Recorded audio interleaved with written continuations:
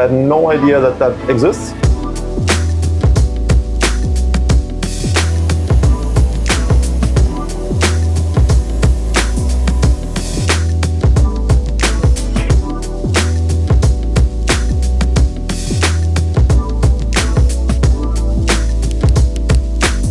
Hi everyone, welcome to the Tropic Marin channel. Today again from the rooms of the Sea Reef, our company here in Wilhelmshaven, where we reproduce corals sexually. We let them spawn here, we produce larvae from eggs, we have them settle and grow them out for the aquarium trade, basically for you. We've been doing this for a long time for research purposes. There's a lot of videos on this channel that you can check out about our research projects, about the work we did at the university or at the institute here. And last year we launched our company where we do this now for commercial purposes. Initially it was all acros. So right now the first corals that enter the market are also acros, but we thought it would be really nice to branch out into some other beautiful coral species, some of which we have here, like the large polyp ones, like the Trachyphilia and Scoly, Homophilia now, that you can't really frag. There's people who can frag them, I'm sure, but I'm not bold enough to try it. So we want to have them grow fat and produce a lot of eggs and then hopefully spawn and produce sexually generated offspring of these corals for them to enter then the market. We can't predict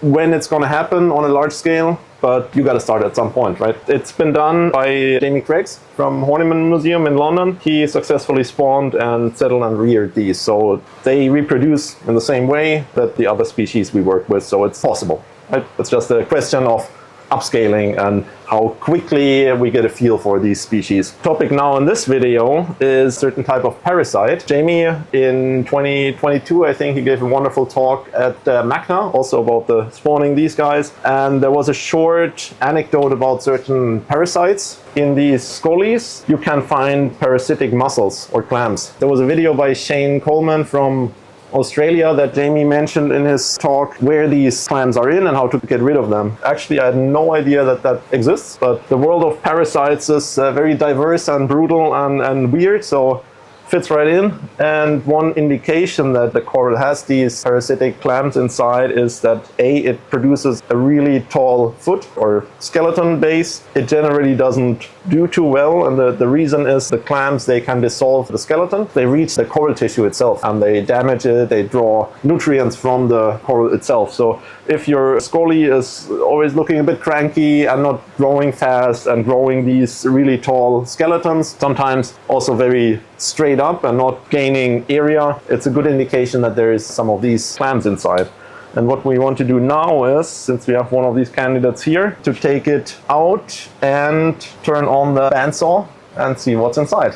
All right, let's have a look if we find any holes. There's a hole that is kind of indicative. There was one, actually, the big one where it was originally cut. See this indentation here? That has a shape of a clamshell, I would say. And then we have another hole here. Yeah, I have to say I've only seen them in the videos. I've never done that actually before, but I would say it looks very much like the symptoms of these clams. And the coral can actually die from it if clams get too large and stress the coral too much and draw too much energy from it. In nature, currently, they can outgrow them. Coral gets bigger and bigger and can grow fast enough for the clam to just be a detrimental roommate.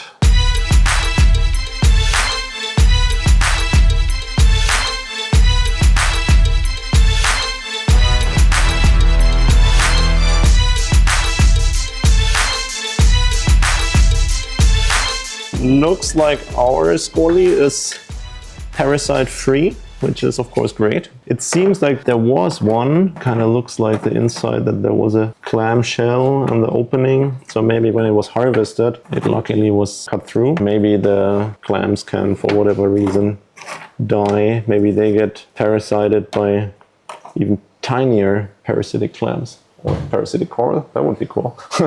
Surgery is complete, patient is alive and looks good so far. No parasites found, no clams or other parasites, which I personally think is a great success. Let's put it back and hope it will grow and produce many babies. And I'm gonna use a pipette to remove the dust and the mucus. Tomorrow it's gonna get some food for recovery, I think. It was an interesting experiment. Keep an eye on your scolias and take care. See you next time. Bye.